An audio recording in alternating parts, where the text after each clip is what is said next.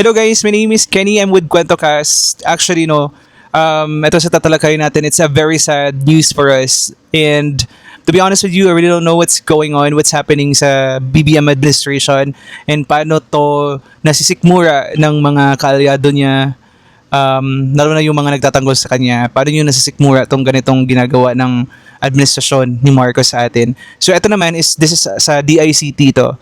So if you can see the image, so on offline government assets, so sabi ni DICT Undersecretary David Almiral Jr., no choice kami, sad to say, we disabled 12 government systems. Sabi naman ni Senator Bam Aquino, is that because wala kayong pambayad ng cloud server space? Yan, ayun, and so on and so forth. So, nasa na po yung mga pera natin? Oh my gosh. Saan na po yung mga budget? Saan na po napunta? Please stop the kurakot. Maawa naman kayo sa mga taong bayan.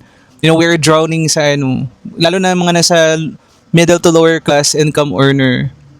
Nadodrown na po kami sa mga utang namin and we can barely survive. Ang mamahal na po ng mga bilihin. So, I don't know.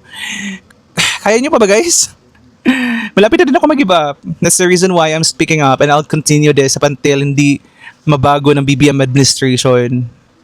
Kung hindi ma-correct, hindi mapanagot yung mga kurakot. Kasi mga Duterte supporters lang naman yung nagsasalita right now eh. Yung mga campings, mga loyalists, ano sila eh, they became the apologists of this administration. Naging enabler na sila ng corrupt, naging enabler na sila ng ng pagnanakaw. So wala na tayong maasahan dyan. So as a Duterte supporters, tayo na lang yung magsasalita if ayaw nila. Kasi at least tayo na sa tama.